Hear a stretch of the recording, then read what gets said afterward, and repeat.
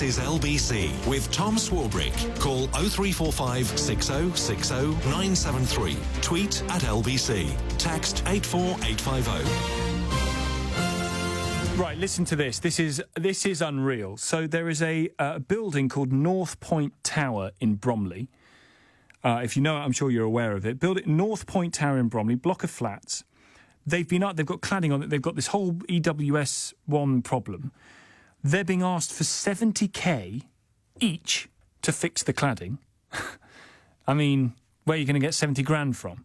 £70,000 each to fix it. They've got one of these walking watches where people walk around the building 24 hours a day to make sure it's not on fire. They've had it for 2 years, and it's cost is that number right? £5 grand a week. I mean, really, what is going on? Monica's in Greenwich. Hiya, Monica. Hi there. They're not called Walking Watch. They're called Waking Watch. Oh, Waking Watch. I beg your pardon. My bad. Okay. And the Waking Watch, what we have, because I work for a large housing association, we've got over 50,000 properties throughout the southeast. Originally, when we started, we just had laymen from manpower, but we had lots of complaints from our residents. So we've got one person from the London Fire Brigade who manages those guys. So it's a fire brigade, a fireman who's doing overtime after their shift. So, and then there's 3 people that he manages on site. So that's where the cost comes from. Okay. And they are they're not walking around the building. They do laps of the building, but they sit in the communal area and they just sit there, basically, just in case anything happens. Wow. Okay. So I'm a building surveyor myself for a housing association. Okay. Now, with regards to the ACM cladding, which is aluminium composite cladding, okay, and it's obviously the 1.8 metres is anything above 6 stories high. Yeah. Okay. So obviously we've done large scale projects over the last 2 years, changing all our ACM cladding, which was the same as the Grenfell cladding, and we've done that. And at the time, our leaseholders were angry because obviously we'd wrapped the building, taken off the cladding and so forth, right? But we made it clear to them that their properties are now going to be sellable, and we didn't pass on the cost to them at all. We did it at our own cost because we wanted to lead the way in doing it. Now, we also manage properties that are, we're kind of like the leaseholders, and there's a freeholder there. And so we can't do anything. We're not responsible for the cladding, you know. So I think the bottom line here is that it's to do with the freeholder. Now, it's a difference between the freeholder and the leaseholder. Leaseholder is only responsible for anything past the threshold of their front door. So as soon as they put the key in their front door and they walk into their property, that is what they're responsible for. Yeah. They're not responsible for anything going on the outside the building. Yeah. They pay service charges for that. Absolutely. Okay? So with regards to removing, I don't know what the other person, the professional that you had saying was that some people have got leases where they are responsible for the cladding. The only way I can see that happen is if they've got a house that's cladded and they're the only person using that house, then it's not communal. Well, exactly, and that's the part of the point of doing it, is that the responsibility is delegated to the freeholder to deal with, but clearly they're passing the buck as well. Listen, Monica, thank you. I want to get Ritu on before the news at 12 o'clock, and you'll understand why. We mentioned this tower in Bromley, Northpoint Tower. Guess what? Here's Ritu. Hiya, Ritu. Hi. You live there? Yes, I'm a leaseholder there, and I live there, and we have been paying for a Waking Watch from November of 2017, which cost 57 families about £24,000 a month. We have spent more than £500,000 till date and counting on this 24-hour fire patrol. I'm honestly flabbergasted. Yeah, and because the cost was so high, the residents tried to do this themselves. So I and my neighbors, we would come back home from work and we would walk around patrolling our building from 7 o'clock at night, for example, me, till midnight. After a full day's work, just to try and keep the cost down so we don't go bankrupt.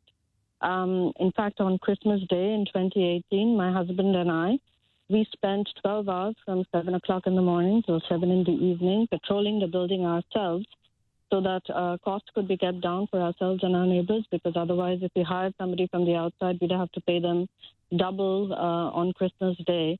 And we didn't have money. Our parents live abroad. We didn't have money to go and visit family abroad. So we thought, why not just keep the cost down for the building and do this ourselves?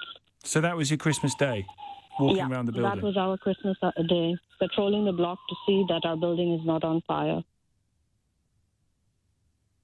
And on top of that, our insurance company, as another previous caller has said, are now insisting on these fire patrols before they can insure the building.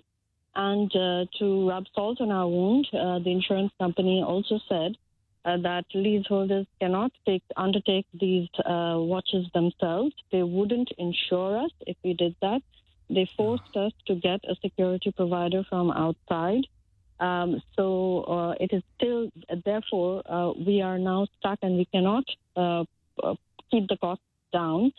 We have to pay somebody to do this, even though we are well qualified and trained to do it ourselves, because otherwise they won't insure our building. And that company has cost you residents in total £500,000. Yes. But Ritu, how much do you think you've spent on trying to deal with this issue in a variety of ways since 2017? So we had to spend £500,000 on the fire patrol. We spent another £120,000 on a new fire alarm system. Changing the cladding on our block is going to cost at least £4 million. And it was, only because I and other residents campaigned that, the cladding fund was set up. And we are hopeful now to get money from the fund, which we would not have got unless I had formed the UK Cladding Action Group, and others also formed regional action groups, and we got together to fight this. Ritu, I realise that £4 million is not going to happen, is it? For the no way that money can come out of people's pockets if they don't have it. How much have you, your family, you and your husband spent on this personally?